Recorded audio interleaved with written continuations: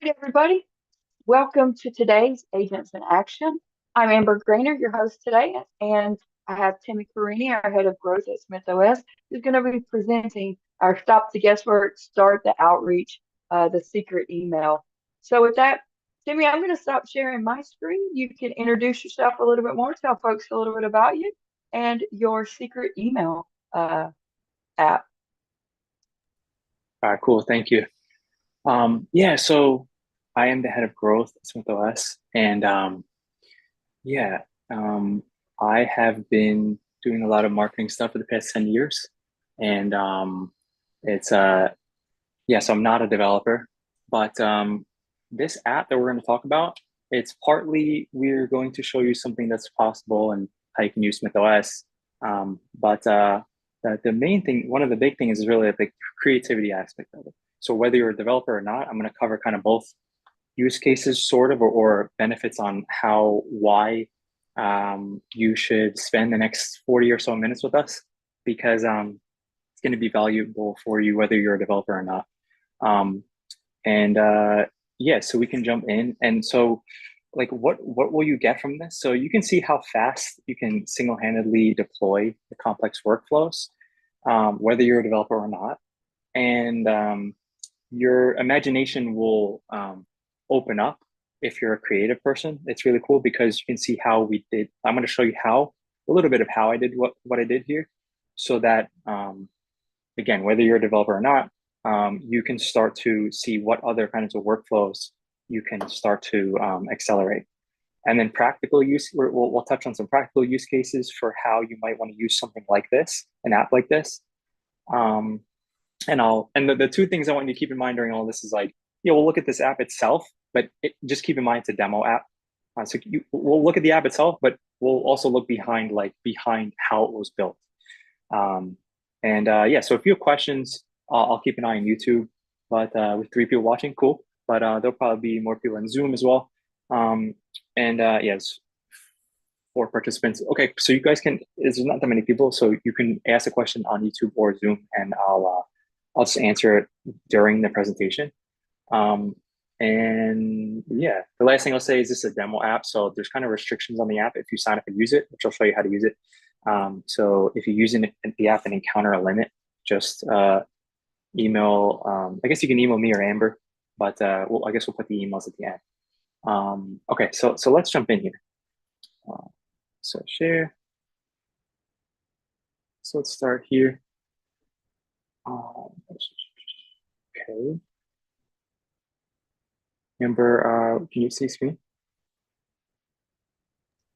I do. I see your Okay, screen just great. fine. All right, so we are on the first screen I'm showing here is our Smith Forge program. So this is like, so again, I'm not a developer. And so this is a daunting kind of task when I was told, hey, make an app. So we also have this program called Smith Forge. And so I made an app inside of Smith Forge. So this is pretty cool. So you can check this out later. And so you can see, so here's the app. It's called Secret Email. So the app has two main features, and we'll go through how I made these and kind of why. But first, the practical use cases, it really depends on what you're doing. Now, obviously, this is going to be relevant for sales professionals, recruiters, or anybody doing kind of LinkedIn outreach or just email outreach. Basically, if you're in any kind of sales situation, especially B2B, it's going to be relevant. Now, if that's not you, stick around because you'll see how I did what I did, and you can come up with other ideas. And the two main features of the app the first one is to extract emails. So all you need to do is put a LinkedIn URL in, and then you'll get a personal email address. So a lot of times, if you're doing email outreach or even LinkedIn outreach, you might message them on LinkedIn or comment to somebody on LinkedIn, but sometimes it just stops there, right? You might find their company email address, but these usually get spammed a lot. So another route is to find a personal email address. And how you do this, we'll get into that. And the other feature here we have is it's experimental. It's not really meant to be like, I don't know. This is just me playing around, but you can actually send emails from the app. The emails get routed through like a specific domain that I own.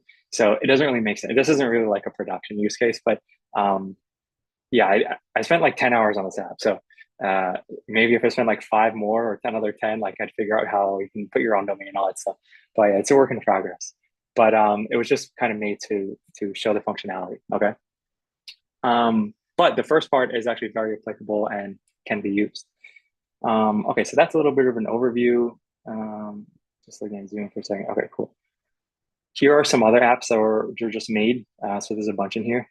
There's like maybe 30 this quarter, so it's pretty cool. You can check those out later. Quick note, if you're not a developer and you're like, how can I make an app? We do have this. It's called Deal. Like we have a deals platform.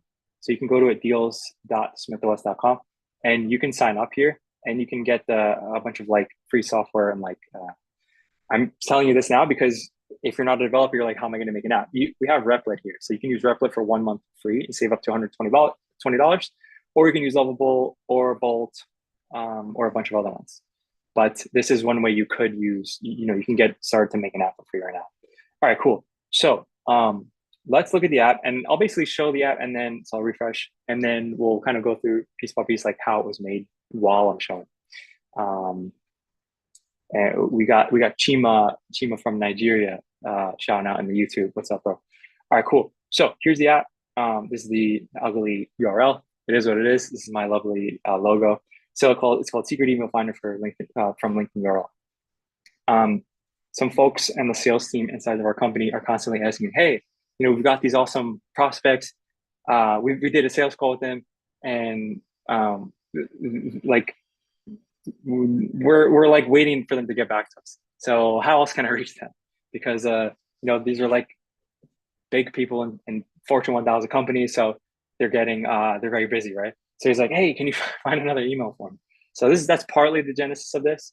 Other practical use cases also, by the way, is you can use this immediately. Like if you know what the Dream 100 is, if you have some kind of marketing chops, Dream 100 means in your business, in your role, if you've got 100 like perfect prospects that you would love to have as a client, you have this Dream 100 list, you can be like constantly trying to give them value, and that can and that's marketing stuff, right? But another thing that can help here is to be able to find their email address. Quick note: these are public databases.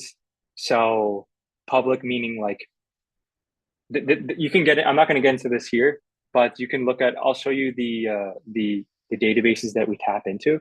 But they say that they're following all like GDPR and all these kinds of things because they're grabbing the email addresses from somewhere. They were posted somewhere at some time, at some point.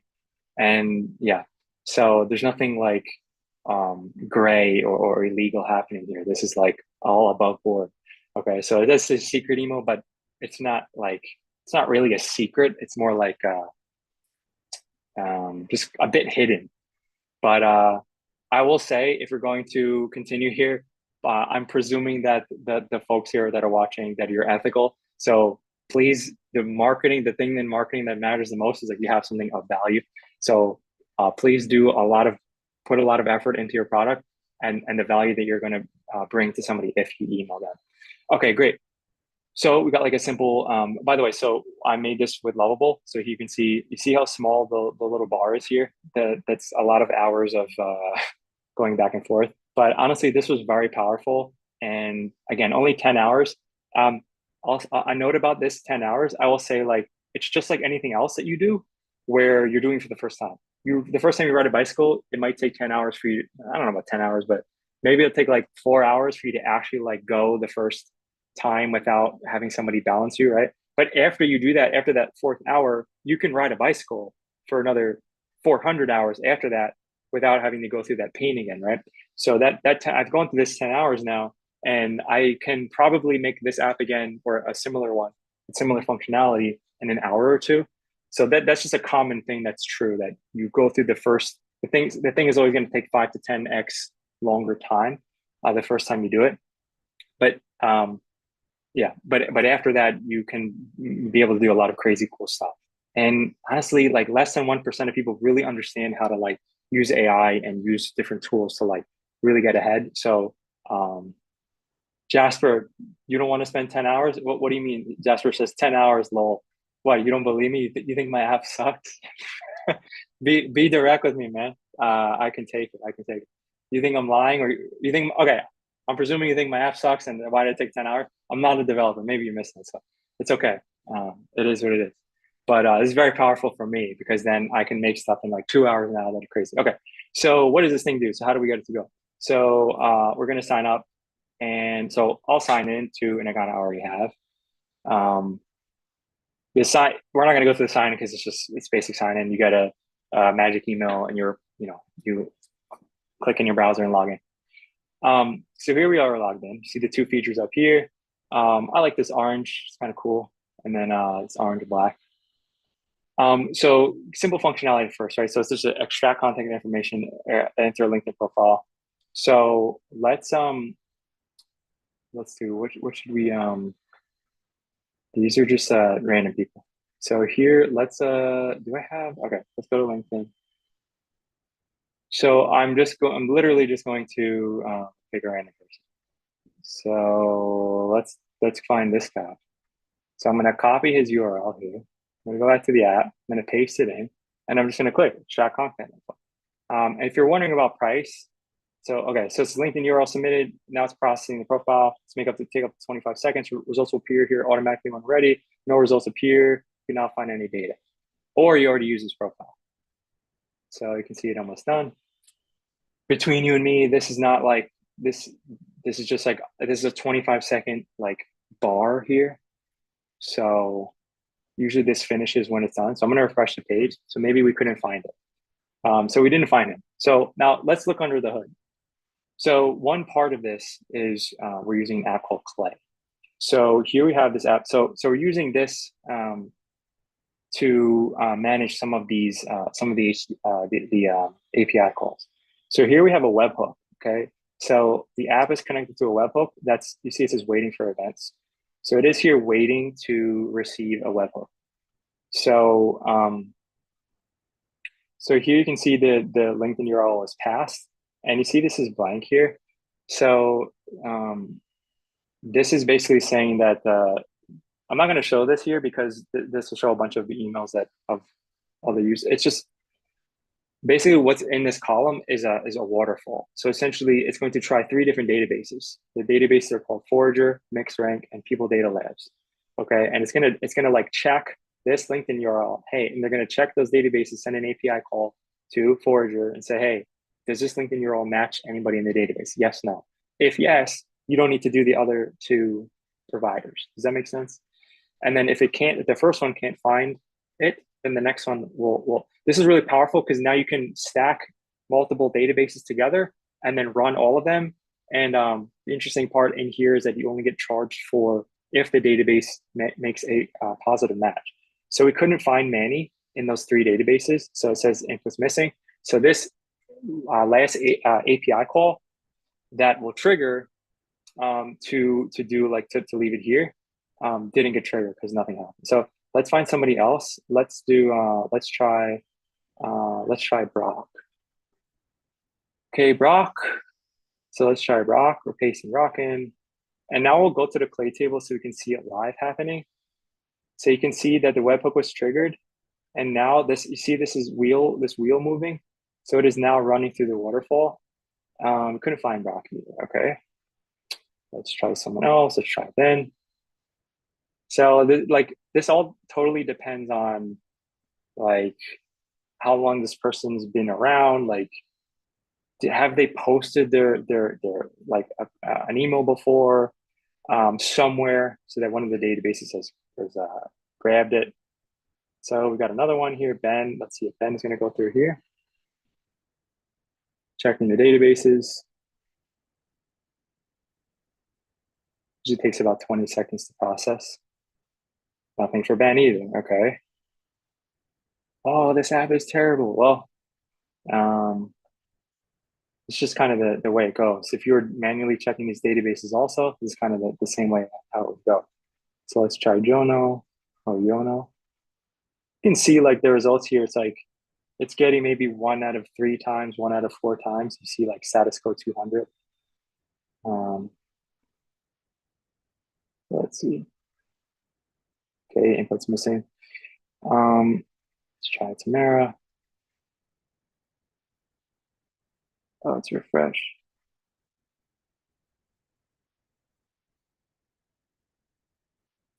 So the app is functioning. It's just that these folks, nothing was found.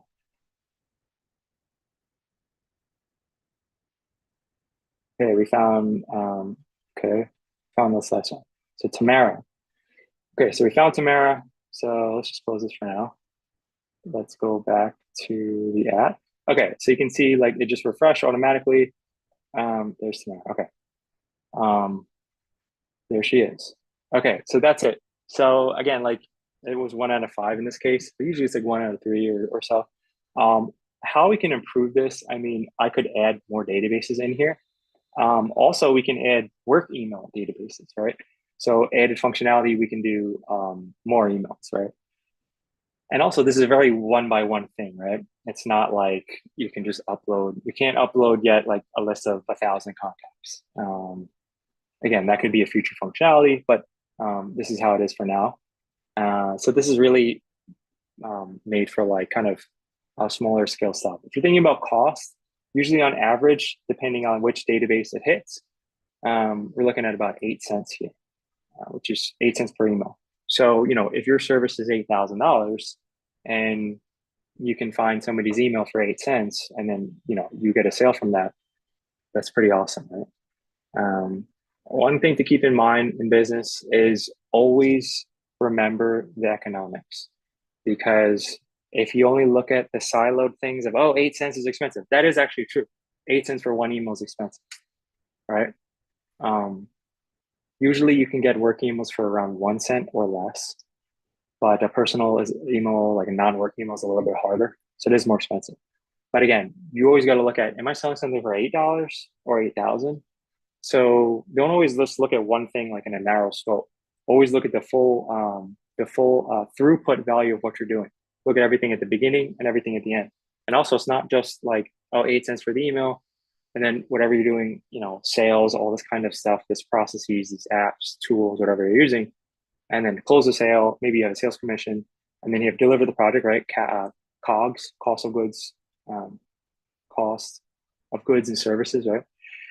And then that's like, so if you have 8,000 as the front end, but then you also have lifetime value, right? So if you continually sell this $8,000 package to that same person, maybe the lifetime value is $48,000, right? So a single 8 cent email could have, like, if you look at this pipeline, right?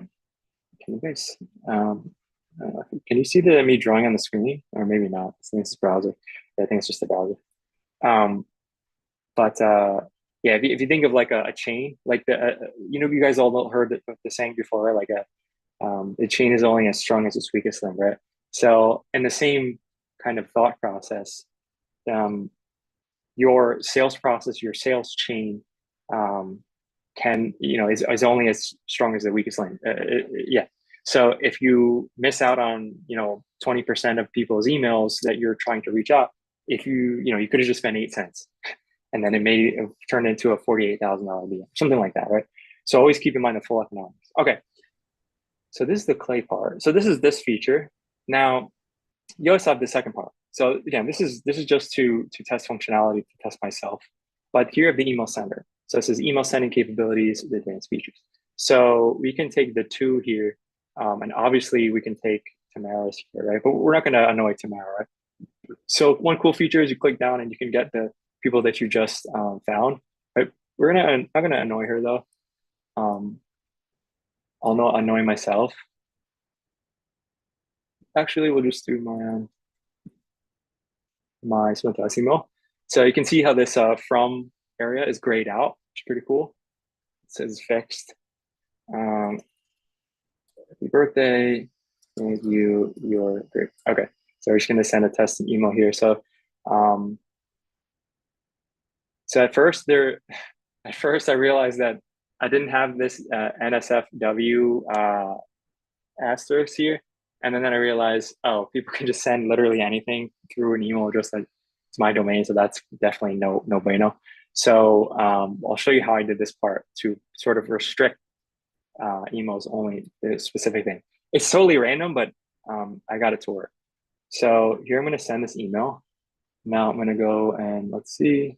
Let's go and open my, let's go and throw this for a second. Let's open this up here. Here. So I'm just refreshing here. It says happy birthday. So it opens, it says, this is the domain, right? Thank you, you're great. So just sent an email. Now, some of you out there, oh, you just sent an email, like, so what? For me, that was pretty cool. So how did that happen? Um, so yeah, so for that part, so now we have we use a SmythOS agent to manage this part. So here we have my agent, and it says production email sender agent for secret email. Streamline agent designed to send emails via a dedicated API. And I'm like, so this is like the agent's instructions. So if you're using like Claude or ChatGPT, um, this is almost like system instructions for this agent. Now, if I say something that is incorrect, I apologize in advance because like I actually laid in bed and sat there and thought about all the different stuff that I've learned over the past 2 years with AI. And it's like I sat there and just like listed things out in my head for like 5 minutes. And they're all acronyms like AI, LLMs, RAG, you got MAS, multi-agent systems, and it's just like APIs, JSON, and I'm just like all these things, and it's just like stacks and stacks and stacks. And so sometimes I might say something wrong. Okay, all right. We're using 4.0 Mini. You're an agent that helps users send emails. Okay, so first thing we'll do is we'll look at the logs. So I have that here already. So let me refresh. Okay, view logs.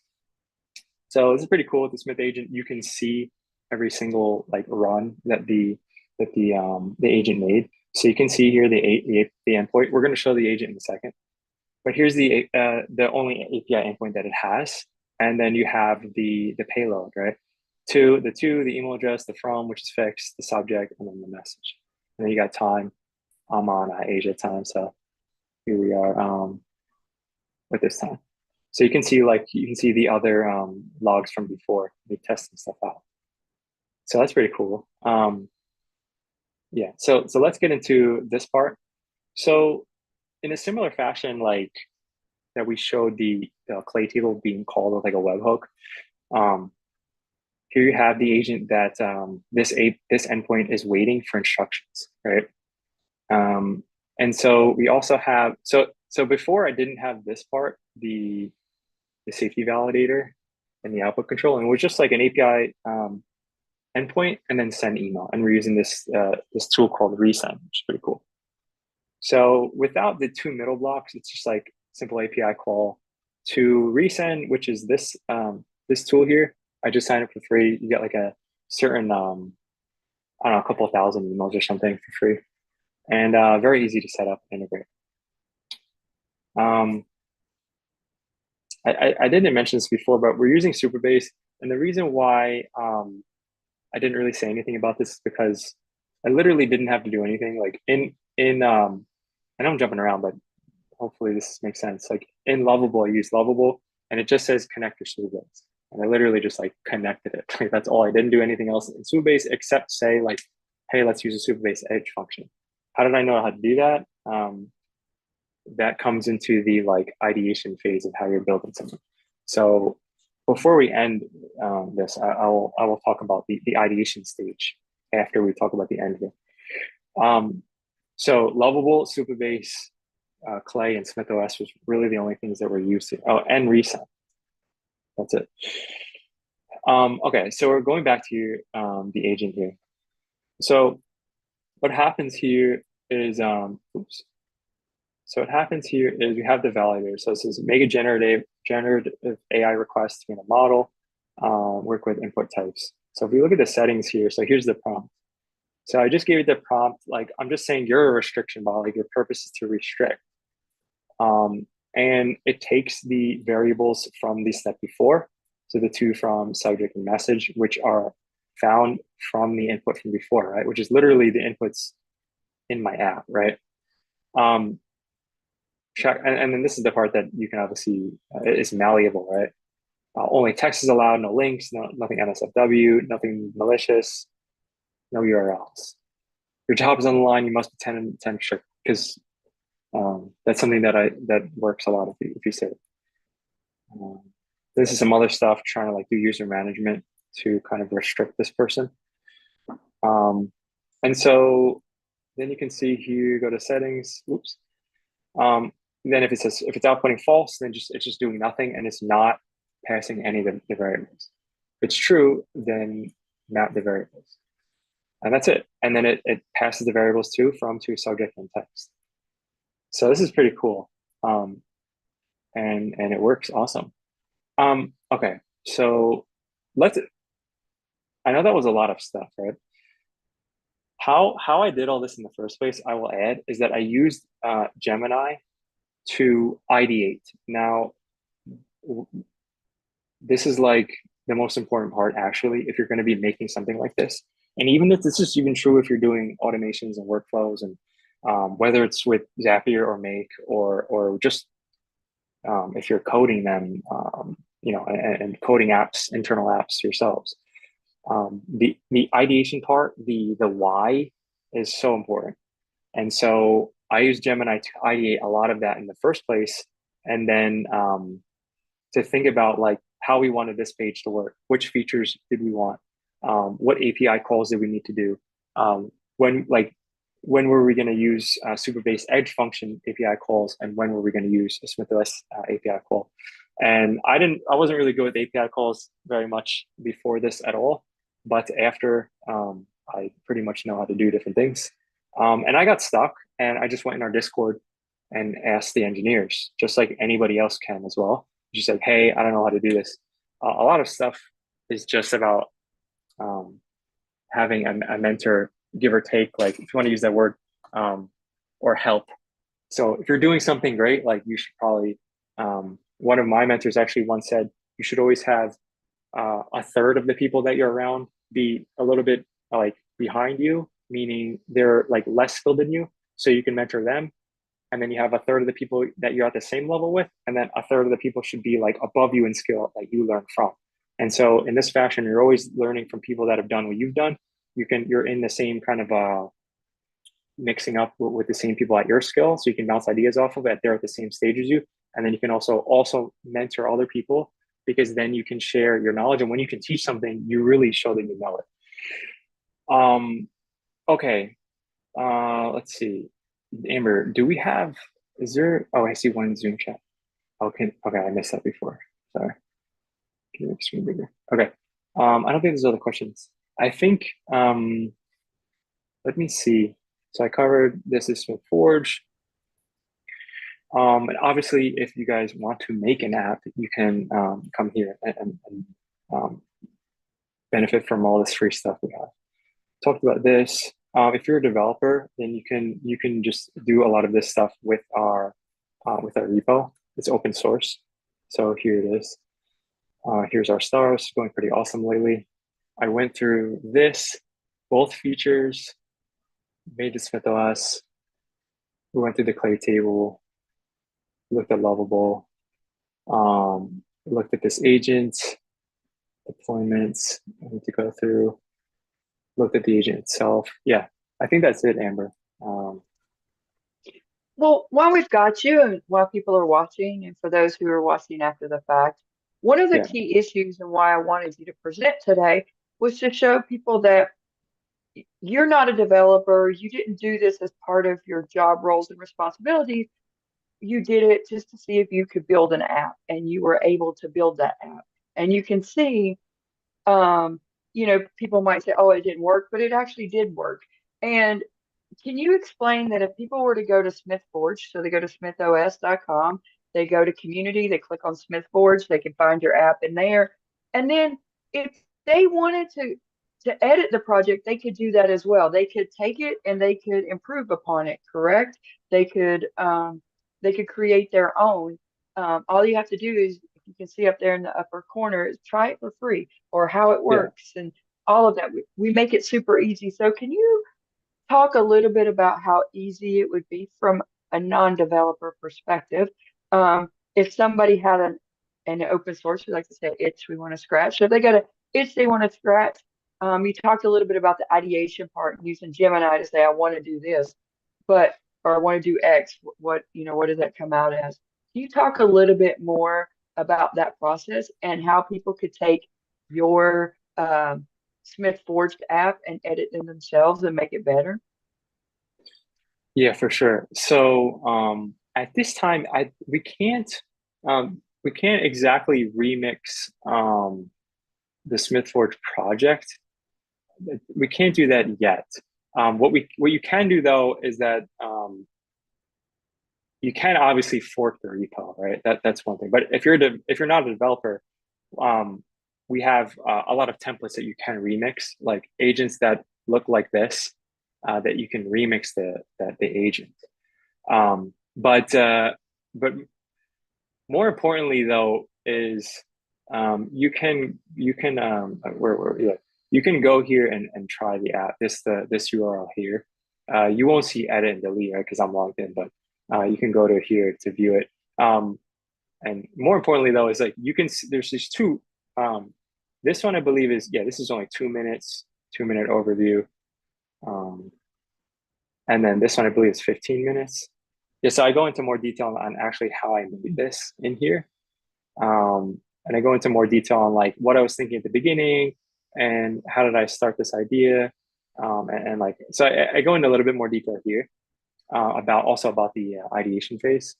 But yeah, the most important thing is like, um, is that ideation phase actually. And um, you can use AI, you don't have to, but it kind of doesn't make sense to not um, use it to help you. And you can ask things like if you don't know exactly what you're doing, you can be asking it like, here's an idea for a project, and then you say like, what's the structure of this API call, and things like this. You will get more information from here and here. Also, if you want to see more about that ideation process, I would go to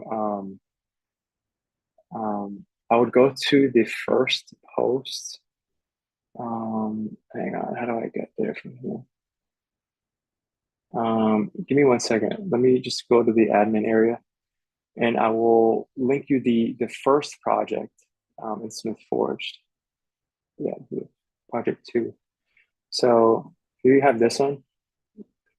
So if you really want to do this, head to this URL, project/2, and you can see. Actually, sorry, hang on. Forgive me, that's the wrong one. I want the second one. Let's see. While Record Timmy's content doing script. that and he's looking for that, Yeah. I want everyone to also notice that there's a lot of contributions to Smith Forged. So if you can think about it and you can plain text put in there what you want, just try it for free. And you can type in and for our SaaS offerings, you can type in there, I want an agent that helps me predict lottery numbers and see what it comes back with. You you're only limited by your imagination, and we make it super easy for you to do that. And in our free SaaS version, you get up to 5 prompts a day, I believe. We Yeah. do have other plans that you can use, but the idea of this is so that you can see Timmy had an idea, he created his own app, and now he's sharing that app with you. It is nowhere near, as he's pointed out, this wasn't meant to be an enterprise level app. This was meant to get you um, to think creatively and think about what solutions that you want to create and how we can help you with that. Go ahead, Tim. Yeah. Perfect. So here's the one. This is sort of like the flagship, um, sort of like first SmithForge app that we did, that Taylor did, with help, but with Alexander DeRitter, our CTO and co-founder. And so you can see this first app goes from ID to plan. It's an hour long. So I'll tell you what, this is a free, like, it's kind of amazing that this is free. You see, like we go through this Google Doc, it's like, this is insane. Like, I think I was sitting and watching this happen also. I think we did this for like 2 hours. And it was just going back and forth with from the like the during the ideation phase. So there's a lot of gems in here that are like API structure. So let me make this bigger. You can see this document. You see all on the left, like V1, V2, V3, V4, V5. Like it's pretty awesome. Um, so there's a lot of gems in there as well. And you can see like there's some CSS process, but this is a lot. So we did make these smaller tutorials. That's why you'll see on a lot of the Smith Forge projects, you'll see like a 3-minute tutorial and a 15-minute tutorial. But if you really want to go deep and you're really serious about this stuff, like this ideation phase is really powerful because this should cut down. If I didn't see this, it might have took me 40 hours. I might have not even been able to finish, to be honest. That's how powerful that part is. Um, And then, what Timmy, else? can you go back to Yeah, Smith Forge for just a second? Um, over yeah. to the where we can see the Project. contributions. Yep. Yeah, So as you can see, if you'll scroll just a little bit down where they can see products, top products and stuff, you can also see the categories that people submit. And I can tell you that most of these submissions are not from SmythOS engineers and they're not yeah, from SmythOS employees. They're from community people who've either contributed, who've either been part of our hackathons, and there's more coming up on that, or they've seen a particular app and they liked it, so they wanted to create their own, or they saw an app that was out there in the wild and it was very expensive and they wondered, how did somebody do this? And they recreated it for themselves. And so, again, I just want to stress you're only limited by your imagination. We make it super easy. If you want to use the plain language SaaS offerings, or if you want to go to GitHub, SmythOS/SRE, and do that. We've got our docs there that are fully open. We've got our SDK there. We've got our examples, everything that you need to get started from a code perspective. And write agents, we've got that. But if you really just want to stick to plain language, drop and drag sort of things, we've got that. We've got that for you as well. So we would love to hear from you. If you see this video today, or you've seen this presentation today, or you see this video after the fact, and you're inspired to create something, Timmy and I would love to know what you created. You could drop us an email. It's just Timmy@smythos.com, and it's Amber@smythos.com. So you can drop us a link and let us know that you created something. And who knows, maybe we'll feature you in your app at a future webinar.